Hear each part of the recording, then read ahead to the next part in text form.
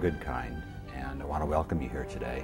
From the beginning of time, stories have been mankind's way of looking at his world. While I'm telling the Sword of Truth series, while I'm telling the story of these books, I'm trying to entertain myself. So I want to tell stories that are interesting and keep me interested and fascinated and keep me having fun. So these are my fairy tales that I'm telling myself. The only difference is that in my world, the fairies can make you bleed. Confessor is the final book of this series, and Confessor has to do with Kaylin, Richard's love. The book Confessor that brings to a conclusion the whole series, in essence, is Kaylin finding out who she is in this world. The storyline is that she has lost her memory of who she is. So it strikes at the heart of what we think of ourselves and how we think of our world around us. And she has to rediscover her own place in the world and who she is. Part of my thinking about how to approach a series when I began was, I don't want to have a series of cliffhangers because it's very frustrating for me when I read books like that. I like to have a conclusion to a story. So each one of the books along the way, I've tried to have a resolution to the conflict within that book. Now there's a larger ongoing conflict within the whole series, and the story arc of that whole series is like the story arc of our life. The final three books in the series, Chainfire, Phantom, and Confessor, are a story unto themselves, and they're another subplot within this larger context of the universe of the Sword of Truth books.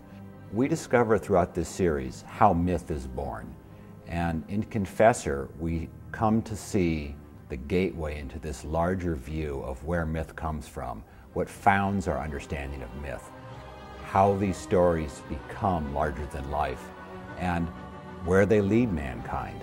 One of the things that's always irritated me about books and movies and TV programs is that evil is not just some guy in black robes floating through the room doing evil. When someone's doing evil, they do it out of their sense of what's right.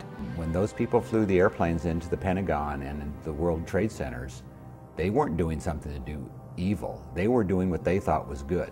So those are the kind of characters that scare me the most, is the characters who are devoted to their philosophy. And that's how the most evil things that mankind has ever done have been hatched, out of a sense of doing good.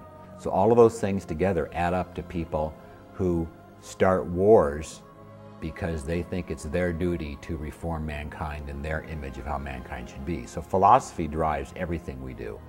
Philosophy drives the good and the bad.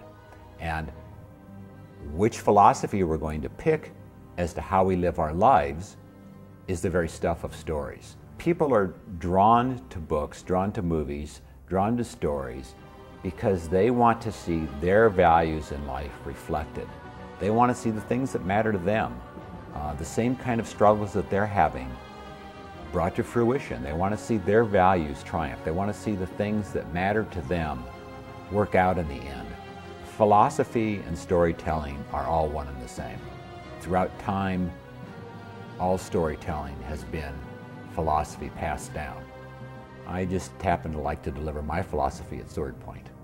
The Sword of Truth world, the world that I've written down, has opened up my world to a greater world. It's brought me out of my little room where I'm writing the story to have friends everywhere and have connections with people everywhere, and it's been the greatest experience of my life.